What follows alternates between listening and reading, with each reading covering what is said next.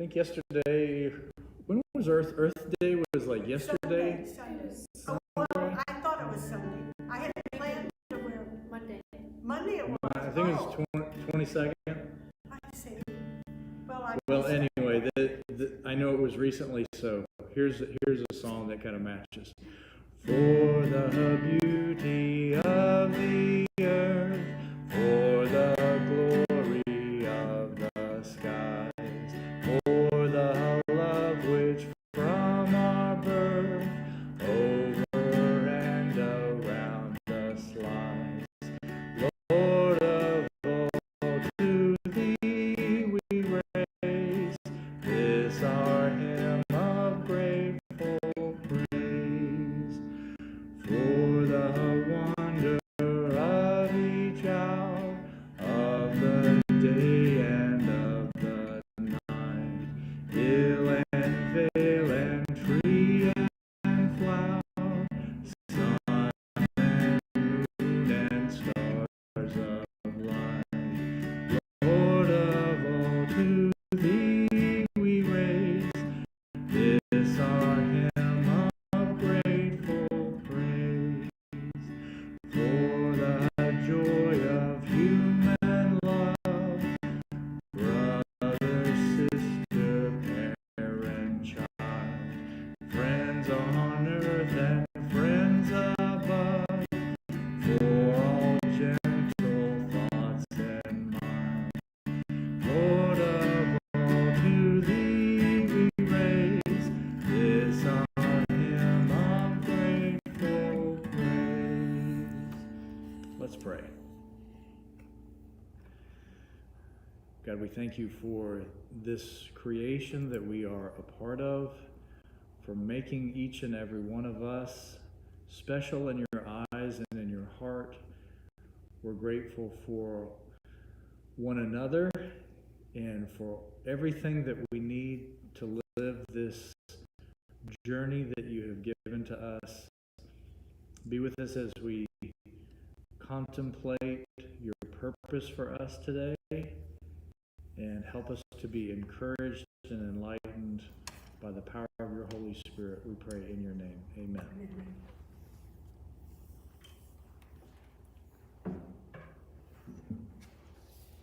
Took that from the Sermon Sunday.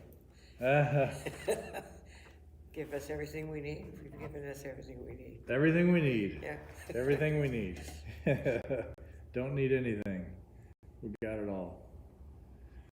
All right, we are starting step 12 today. And so let's do a quick review. Let's see, let's hide that to make it bigger. All right. Each step, just as a way to kind of focus, to find its focus. We admit we're over alcohol, that our lives have become unmanageable. Again, this here can be filled in with something else, whatever our addiction might be. Lots of things to be addicted to. We live in a society that has learned how to capitalize on our addictive natures. So we find those things within our brains and our experience that we get attached to very easily and very quickly, and we capitalize on it in different ways, whether it's, through making money, or just kind of capturing the attention of people. One of the things that I think is addictive is the evening news, or the 24-hour news cycle. It used to be evening news, now it's like all the time news. And so stories are written in a way that are addictive. They are each one of them. If you think about TV series that have cliffhangers, or novels that are cliffhangers, there's ways to write stories. You don't have to write them this way as an author, But to leave somebody wanting more, to leave somebody in suspense, what's going to happen next? So a lot of stories, a lot of news stories are written this way, where it's like they're not necessarily presented as a finished product. You know, here's this news story. All right, that's done. Let's move on. Usually it's like, oh my God, what's going to happen next? Or, you know, so it's easy to get caught up in this selection of stories that this organization believes are important to you. So of all the things happening today around the world, of all the billions of people and all the interactions that are taking place, interpersonally, spiritually, whatever, of all the interactions that are taking place, a news organization will pick a few stories out of all the billions of stories and say, this is what's important. This is what needs your attention. And so it's presented as important, it's presented as you need to feel a certain way about this. You need to, if you can, maybe do something, you know? And whether that means doing something can be, it might change the way you vote on something. It might change the way you invest your money. It might change your attitudes toward the people around you. But there's this thing of like, I need to do something about it. So I think it's just important to be aware, if we're trying to get a picture of what's important about life, what's important about my life, what's important about this community that I live in, what's important about this creation that God has made for me, what is important, what's the story today that I should focus on? If we focus on these stories that are given to us, I don't know how many of these stories are they really important? Really? Do they really affect us? Really? Are they really timeless? Are they life-giving? Are they going to improve our lives? You know, and so many of these stories, especially local news stories, you know, it's gossip. It is the horrible things that have happened. They're a little slice of a big story. You know, somebody killed somebody, somebody robbed somebody, something fell apart, you know, or whatever. And so it's like it's addictive to come back to that over and over again. So I don't know why I went off on that, but to that though, we're not victims. Our culture has become addicted to excitement, in my mind, and I see people who love the excitement of the evening. I know a woman who doesn't leave her couch all night. She sits in the couch sleeping to watch the excitement of the 24-hour news. Right. So we get whatever it is inside of us, adrenaline, dopamine, whatever it is inside of us, it's telling us this is worth watching, this is important, what's happening next, you know? I can't believe how many old people like me sit in front of the TV 24 hours a day to get the excitement of it. Right. So somewhere there's a flood, somewhere there's a fire, somewhere there's a shooting, somewhere there's a bomb going off, somewhere there's a this and that, and they're usually, most of the time, they're usually something that is bad. It's something destructive, scary, something you don't want to happen to you, you know, these types of things. So it can be addictive. It can be addictive. And the funny thing is, like, to a large degree, you're being sucked in so you can watch some ads. Yes. Or you're being sucked in so you'll vote a certain way, or so you'll invest your money a certain way, or whatever.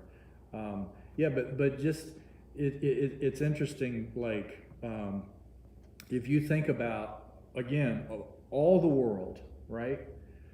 Just think about the places that we hardly ever hear any stories. There are countries that we haven't seen in the news since, Malawi. When's the last time you saw a story about Malawi? Cambodia. When's the last time we saw a story about Cambodia? Ecuador. When's the last time we saw a story about Ecuador? And usually they're connected to something to do with our stock market or something to do with our foreign policy as the United States. But in terms of, do we really care what's happening in those places just to know what's life like there? I mean, they're people. They've been living there for a long time. They have stuff going on. Would it be interesting to know what's happening there? Well, if it doesn't affect the stock market or foreign policy, we're not gonna, then it doesn't really matter. But anyway, all right, let's, see, just talking about the news is addictive. So we can be powerless over these things that catch our attention, that get our focus, that aren't necessarily things that help us live a balanced life and a positive life and a productive life. So discovering what we are powerless over is important. Then believing that there is a power greater than ourselves that can restore us to sanity, restore us to balance, restore us to a positive, healthy, life-giving experience here. And that is the power of God can restore us to that. We decide to turn our will over to God and our lives over to God as we understood God. And then we start searching our own selves. We start asking ourselves, what is it about me? If I take an inventory of who I am, what is it about me what am I doing? How am I thinking? What am I believing that is leading me into these addictive behaviors? What is it about me that might be broken or we could say has not been fully formed, or what part of us needs restoration? We're doing an inventory. Then we admit to ourselves, we kind of start to pinpoint, okay, I have whatever it is. Maybe I have a fear of rejection. Maybe I carry issues of anger with me. Maybe I'm depressed and stuck on something that happened on early in my life and I can't move on. Whatever it is, we're admitting to God and ourselves and someone else the nature of our wrongs. We're entirely ready. And let me go back to this.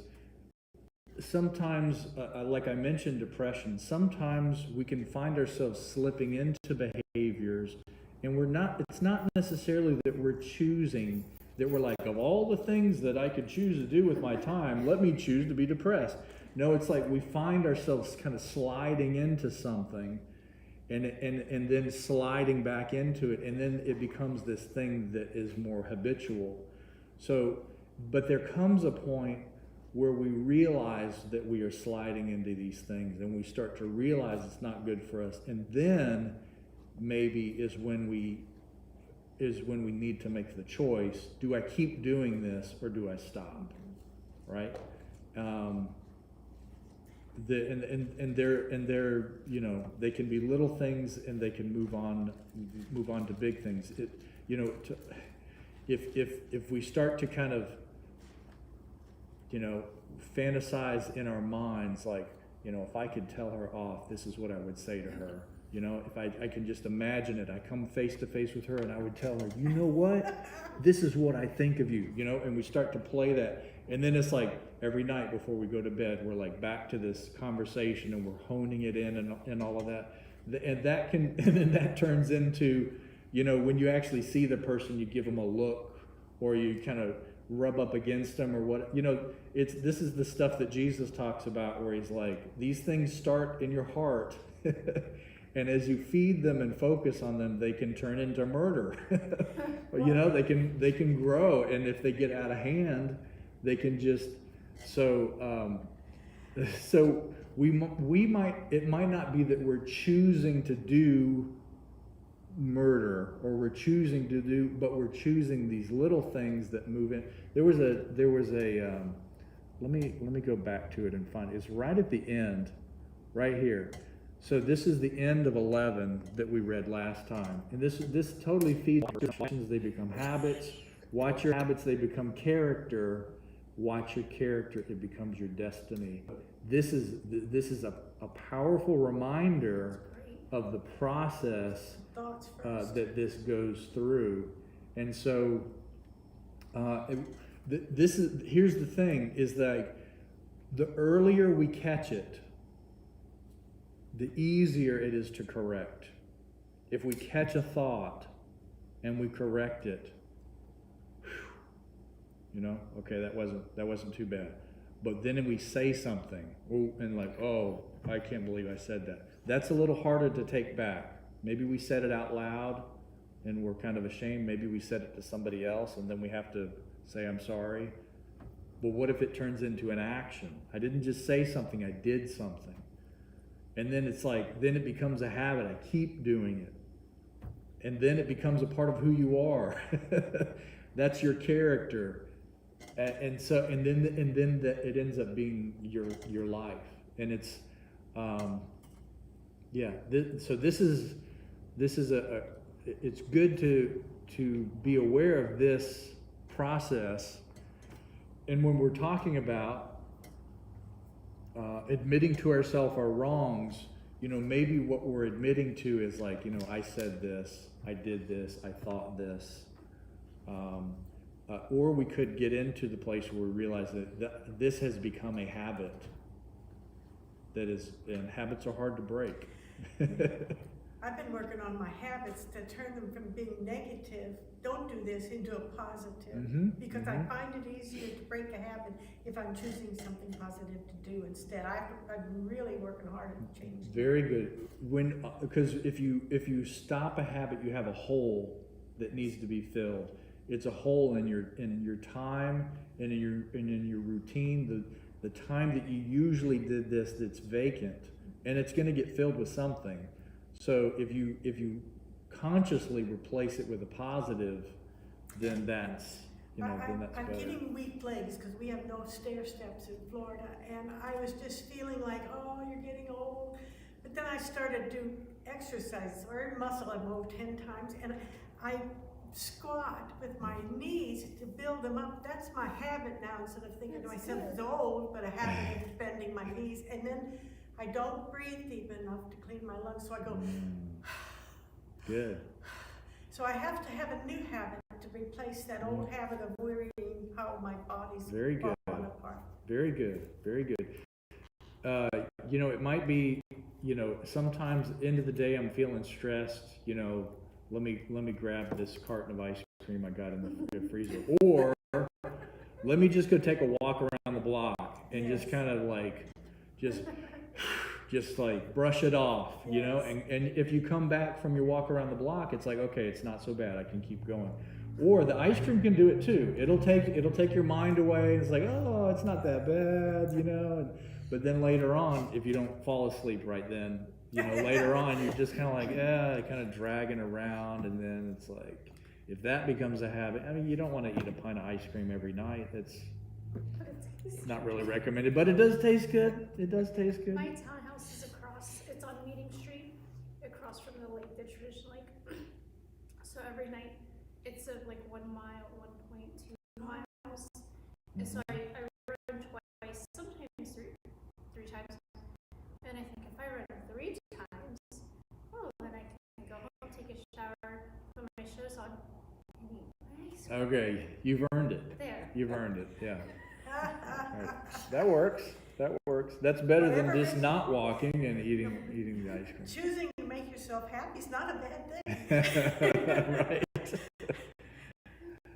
All right. So we're admitting these issues that needs work, and then we become ready. God's going to take these things from us.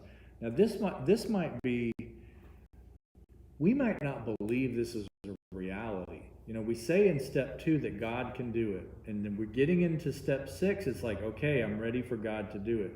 But do we really believe that God can do it? Can God change?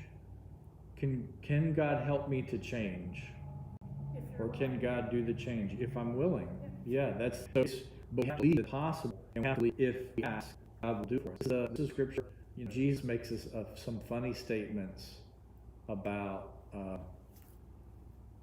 prayer. It says something like, you know, if a child asks a parent for something, for a fish, will he give him a snake or something like that? You know, if your child asks you for something, you're going to give them something that will hurt them instead of like what they want. Now here's the part where we need to start exercising our flexibility in our willingness to let God's will be done in our life. So when we say we're ready for God to remove these defects of character, I would say get ready for God to do it in God's way, in God's time. Because this is where when we say, I'm going to turn my will over to you, God, to do this work in my life, one of the first responses might be an expectation about when and where and how God is going to do this. So it's like, you know, God, I thought you were going to fix this problem. I've asked for forgiveness. I've tried to move on. Why do I keep feeling this way? Why do I keep thinking this way? I thought this was going to be gone. And so it might be that there's something we're overlooking. It might be that we're getting impatient. It might be that there are some steps in the process that we might not be seeing. Maybe some other stuff needs to happen first before we can get to that, right? So, like for example, if we say like, God, please remove this anger out of my heart. You know, I feel like I have a temper. I feel like I'm going to snap too fast. Please remove this from me. You know, and we pray about it and we try to stay positive, all that, but then we find ourselves in circumstances where we're snapping again. It's like, God, I thought we were going to do something. Well, maybe there's some steps before that. You know, maybe we need to backtrack, and maybe there's some things that have not been resolved or forgiven. Maybe we're holding something against somebody in our past. Maybe somebody did something to us. Maybe we did something to somebody. Maybe we haven't forgiven ourselves. Maybe there's some letting go of things, and that's what is holding back the temper from flaring up, right?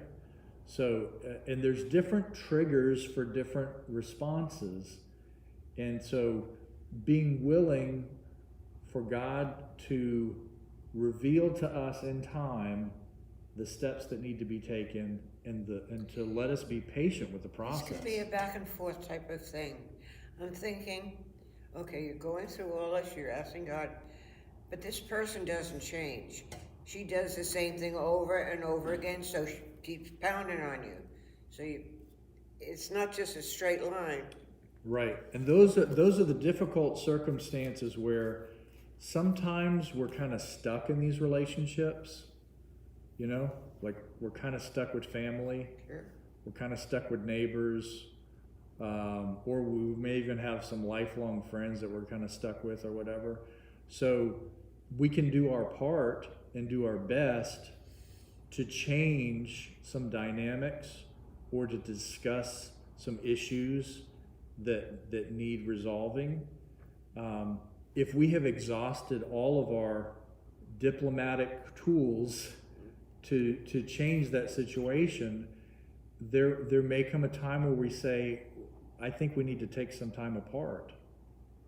And maybe you don't make a clean break, but maybe you say, I think it might be, you can use the whole, it's not you, it's me. It's not you, it's me. I just need some alone time. I need some time by myself. And if we separate ourselves from that relationship for a time, we might find, oh my gosh, life is so much better without this person in my life, you know? And so, or we may find that we separate ourselves and we kind of work it out on our own and come back, and then it's like, you know, we have annoying friends and family. Maybe we're the annoying friends and family, and we just decide I'm not going to let it bother me, and we keep moving on. But then there's other times that we say, I love you, but I cannot maintain a relationship with you, and I'm going to say my goodbyes, and I'm going to wish you the best, but I'm blocking you on my phone, and I'm not going to give you the address of my new house, and we're going to go our separate ways. You know, sometimes that is necessary, and you know, we as Christians we're told turn the other cheek, and we're told to forgive, and yes, we do that. But there are also circumstances where sometimes our relationships, no matter what we do, some relationships just have like a bad chemistry. And it might not necessarily be that is a bad person or I'm a bad person. We just don't get along. It's like we bring out the worst in each other or something like that. So navigating that is tricky. Sometimes we can forgive even though another person doesn't acknowledge they're wrong. Sometimes we can, right? Sometimes we can say, even though you will never ever say you're sorry, and you will never ever say you were wrong, even though I know that, I'm going to accept that and be okay with that. And I'm going to say like Jesus did, Father, forgive them. They do not know what they're doing. And sometimes we can leave it at that, and we can have a peace about it. And then maybe we don't have to separate ourselves from the relationship, but we keep some of our heart away from the relationship. So we might give our time and our respect and our good manners, but we don't give our soul and our intimacy and our vulnerability. We don't give that anymore. We hold that back. And sometimes if we realize the other person didn't even realize that you were holding back, then it's like, oh, maybe we weren't connecting on the deep level that I thought we were. You know, maybe we weren't as good friends as I thought we were, but we can still be casual. So relationships are tricky. Yeah, and it is not just about us, it is about the other person. We humbly ask God to move our shortcomings. We make a list of people we've harmed and are willing to make amends. Thought it was bees, but it's probably a weed eater. Oh, yeah. yes. Make direct amends to people whenever possible, except when to do so would cause harm. Promptly make personal inventory, and when we were wrong, admit it.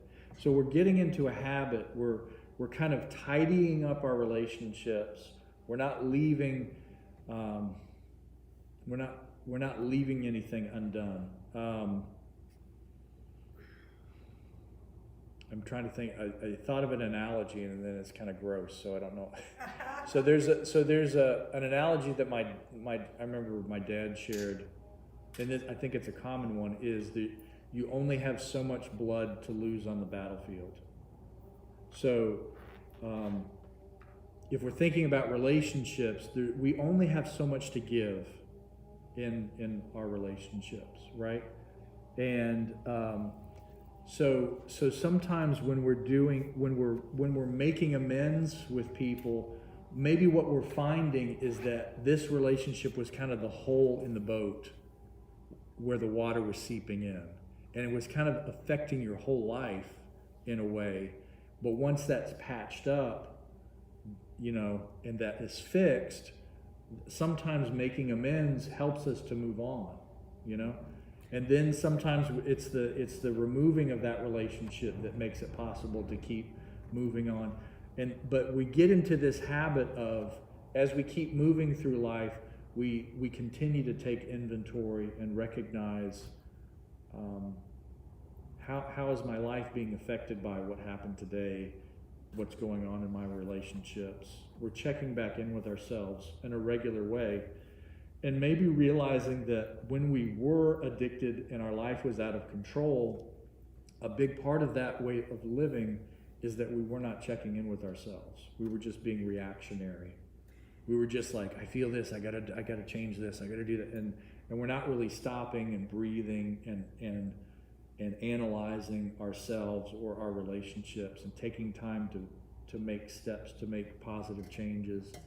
I think as being a Christians, though, we put too much stock on trying to be perfect and feeling guilty when we make mistakes or said the wrong thing, and I think letting go of guilt is just a big deal for me. So that's where this personal inventory, we want to make sure that the person taking a personal inventory on a regular basis, when we went into that chapter, one of the things that it was saying is make sure that this doesn't become a session when I sit down and whip myself, Yeah. you know, or shame myself. This is not time for me to check in about what happened today. I'm like, oh, I should have done this better. Oh, I really screwed up about that. You know, it's not for that. And recognize that there's a very good possibility that if we're operating that way, we may have had a lot of previous life experience where that was a key component to our way of living, where maybe it started with having somebody else tell us all the time, don't do this, don't do that, think this way, don't do that, you know, all this, having our lives kind of dominated by criticism and shame. So it's possible for us, even though that part of our life is gone and maybe those people are gone, sometimes it's possible for us to carry that into the present, and then we become the ones that do it to ourselves. Mm-hmm. And it's possible to be like, you know, and this is a little thing, but maybe a big thing. And I feel conflicted about it in some ways. So growing up, we had to clean our rooms. We had chores. Those are good things. Chores are good things. We were told, you know, this is what you need to do to your room, and then I'm going to come and check your work and see how you did, right? So for me, in my experience, I felt like I never ever got it right the first time. There was always something that I missed. You know, it's like I forgot to vacuum that corner, or there was a pillow on the floor, or there's a toy. It's like it was never perfect the first time. Maybe I got it the second time or the third time, but there was always what I feel like I brought with me into my adulthood from that is I'm always checking on my own work and what I do and saying to myself, oh, I missed this, oh, I missed that, oh, I missed this. So it's an open eye to see what needs to change, but then what I feel like that I missed out on is sometimes you just have to stop and say like, you know what? It looks so much better than it did. You know? Good job. It looks so much better than it did. Great. Now go play. Go have fun. There always is going to be tomorrow to clean it up again. You know, that's what I missed, and that's what I tried to do. And we always kind of react to the way that we grew up, and we're probably creating new issues for our kids to figure out. But for me, what I always tried to do is to find places to celebrate, and I had to stop myself because I would be like, I'd tell Ian, go do this, and then I would come back, you know, wash my car, and then I come back and I'm like, oh, I see a lot of spots that need to be fixed, but instead I would say to myself, thank you, buddy, you did a good job, you know, go do your thing, and then I would go fix it, you know. But the same with the yard. He's learning how to do the yard, and I remember looking at, oh, I see a lot of spots that got missed, you know, it's like the grass is like this, and there's this little spot here and here and here. And so, yeah, a lot of times I would say, good job, buddy, and, you know, pay him his money and go play, and then So I would go back and fix the spot. you became a perfectionist? I guess so, something like that, right? Okay. So figuring out that there are some positives to that. It helps you do a thorough job. It helps you see what needs to be done.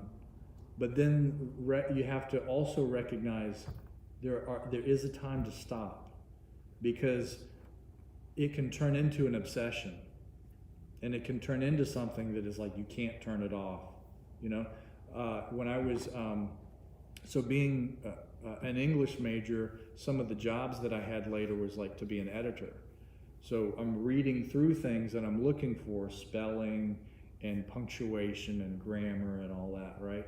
And so I worked with fellow grammarians, and we would be editing stuff, and we'd have conversations about how there comes a point in time where you have to turn it off. Because if you don't turn it off, every time you read something, you're reading it with a critical eye. And you can find stuff all the time that's like, why is that capitalized? Why did you use that spelling? You know, you have a dangling participle here. And, you know, it was not too hard for me. For some reason, the perfectionism didn't come into my editing part. I could turn it on for work and then turn it off, and it wouldn't bother me. But yes, there is perfectionism it's in my list of personal inventory. It's one of those things for me to be aware of is when to kind of let go and just let it let it be. That's really important, the awareness rather than guilt, because I think childhood is people trying to perfect you. Right. And you know, why did you get a B? You know you can do better than that. Right. And then even in education, learning to be a teacher, at the end of the lesson, how did you do? What did you say wrong? Did you check every child to make sure they were paying attention and all that? And you know, then you have to say, well, that's behind me. I'm now can decide which I'm going to focus on. Yeah. One of the things that's happening, because a lot of, as we move from one generation to the next, you know, the pendulum swings back and forth.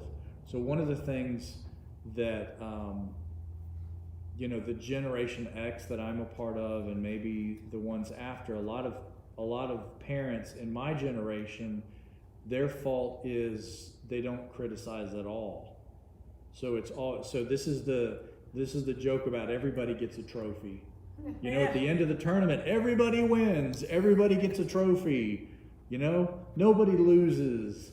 So there's that part, because the pendulum swung from everybody being as obsessed about being a winner and beating the other person, and yes, I'm number one and you're not, and you know, we're getting rid of that and moving on to yay, we're all winners. But then it's like, if we're all winners, why are we even playing this game? Like, what? You know, so it does go back and forth. We always, so we have our own kind of generational issues to go with. So we finished 11, and that is through prayer and meditation. So this is the spiritual practice that adds life. It's not this part. Hopefully, our prayer and meditation is not focused on analyzing ourselves, or not focused on what God is going to do, or it's just resting and relaxing and enjoying the presence of God. And it is just kind of staying in tune with the positive flow of life. It's raising our awareness of all the amazing things that are taking place. You know, we can do this. We can do this in lots of different ways. We can be amazed at what's happening in our bodies.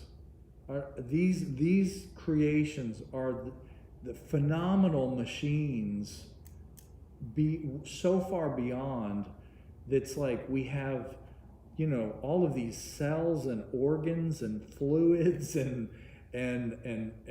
chemicals and hormones and all of this lump of stuff is creating this experience, and these are transportation vehicles.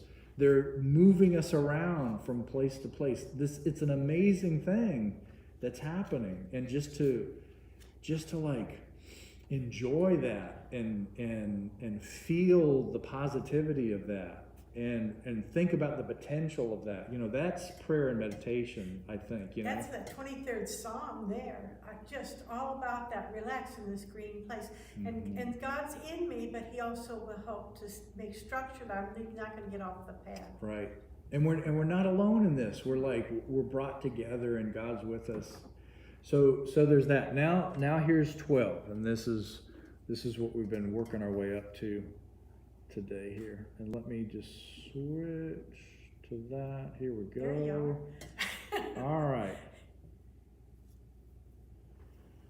All right, Maggie, good to see you. I'll have to listen to the Bible study later, but I wanted to say how much I enjoyed the study last week. I'm going over September 3 with a sponsor this morning, and I looked over my notes from Bible study. Nice. Enjoy, good to see you. Watching from home, Diane, good to see you finally able to watch live. Facebook and I are having problems. All right, good to see you all, and good to see Bob and Carol. Good morning to you. And Bob says sound is breaking up. Sorry about. Okay, now it's okay. Good. Yeah, those technical issues. It's always hard to know. Is this something we are doing, or is this something that's happening on your end, or somewhere in the middle? All right, chapter 12. What comes around must go around. Having had a spiritual awakening as a result of these steps, we tried to carry the message to alcoholics, or we'd say fellow addicts, and we're all addicted, right? So we're carrying this message essentially to everyone. And particularly, I would say, there are people that we will connect with, will feel a connection with, because we have either some similar issues that we're dealing with, maybe some similar personality traits, find ourselves in a similar context, but we'll find ourselves, if we're open, to being drawn to people that's kind of journeying to, and our journeys together can be mutually beneficial. So we're carrying the message, and we're practicing these principles in all our affairs. In all of our affairs. Isaiah 38 says, "You have cured me and given me life. My suffering has turned into health. It is you who have kept my soul from the pit of nothingness. You have thrust all my sins behind your back. The living are those who praise you as I do today." The living. Wonder why it said twice. I don't know if that's a typo or if that's really for emphasis. All right, here's some more. Psalm 78. What we have heard and known for ourselves must not be withheld from our descendants, but be handed on by us to the next generation. I wonder what they think of it when we tell them. Yeah, those things are important. It is important to share with the next generation, and figuring out a way that it can be received and perceived and implemented in their own way. Because as we know,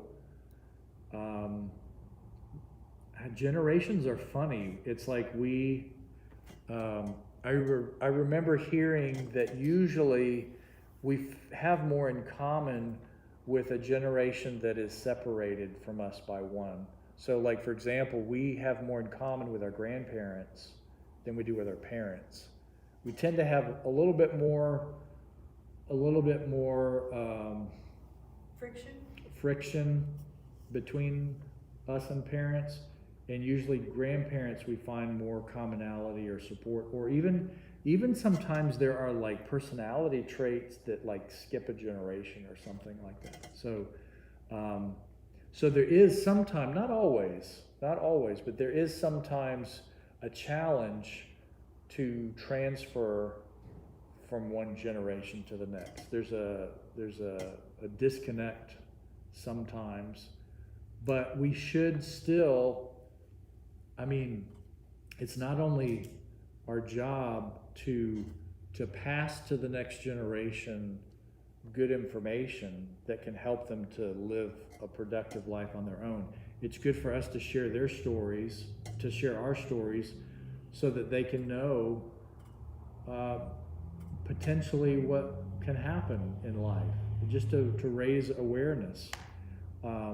There are some things that we might best keep to ourselves and let them figure it out on their own. There are some things that may not be helpful. So when we do share, especially if we're sharing about our going from brokenness to healing, I would say take care in sharing our brokenness with our next generation.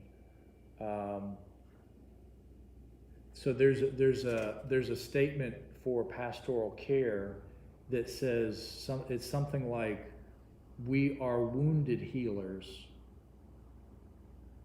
but we're not bleeding healers.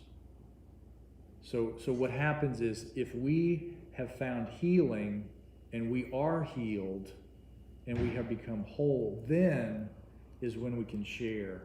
But if we're actively haven't figured it out and we share that, we're kind of passing on a mess, something that's not somebody else's responsibility,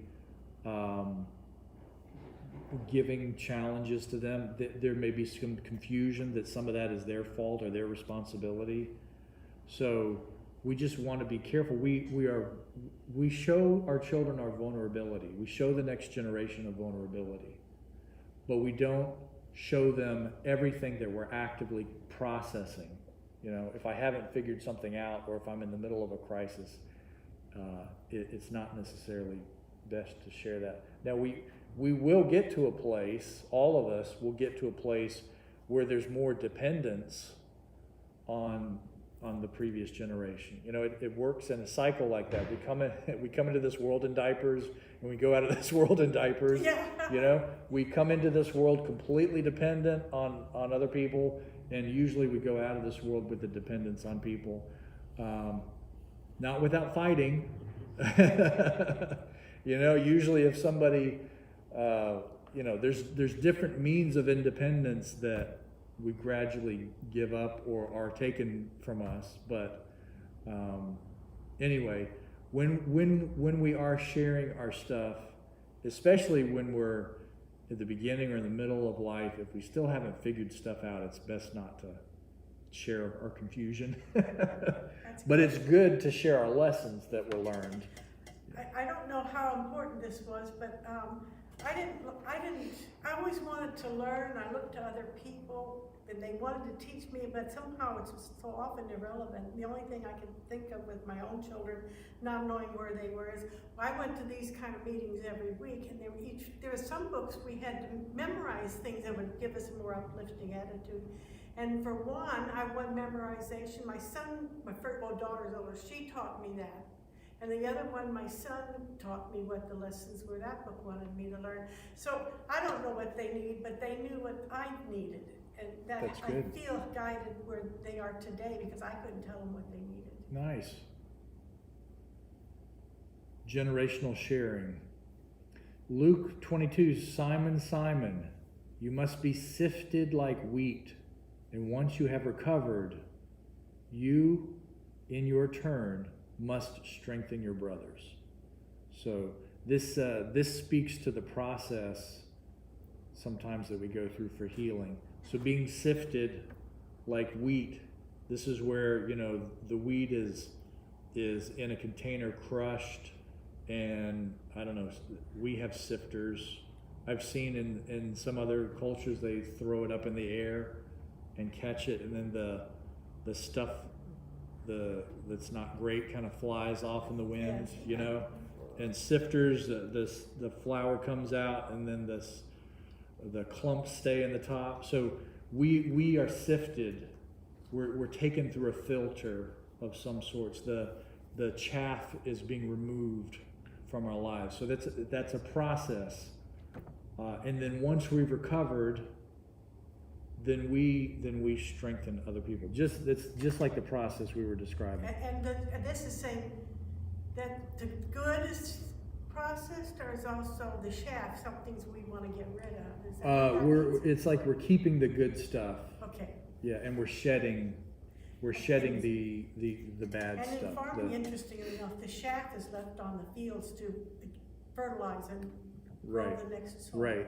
That's where we say, you know, God uses the stuff that we think is not productive actually can be fertilizer. Yeah, right. You want to, my brother says you have to have wheat and corn because you take the seeds, but you left that fiber in the ground. Mm-hmm.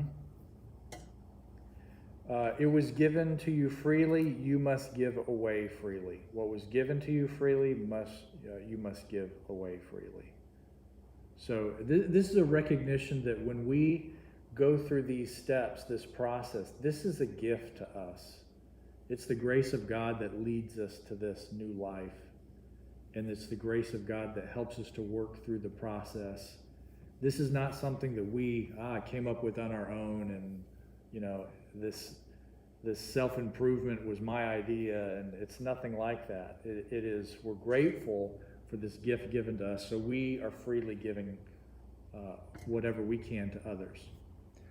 After trying to teach the gospel for over 40 years, trying to build communities and attempting to raise up elders and leaders, I am convinced that one of my major failures was that I did not ask more of my people from the very beginning. If they did not turn outward early, they tended never to turn outward, and their dominant concern became personal self-development, spiritual consumerism, church as more attendance at things, or to use the common phrase used among Christians, deepening my relationship with Jesus, most of which demands little accountability for what you say that relationship is. Bill W. seemed to recognize this danger early on. Until people's basic egocentricity is radically exposed, revealed for what it is, and foundationally redirected, much religion becomes occupied with rearranging deck chairs on a Titanic cruise ship, cruising with isolated passengers, each maintaining his or her personal program for happiness while the whole ship is sinking. I am afraid Bill Plotkin, psychologist and agent of cultural transformation, is truthful and fair when he says that we live in a platho-adolescent culture, one of the few groups that name that phenomenon unapologetically as Alcoholics Anonymous. Read, for example, page 62 of the Big Book. Quote, "So our troubles are basically of our own making.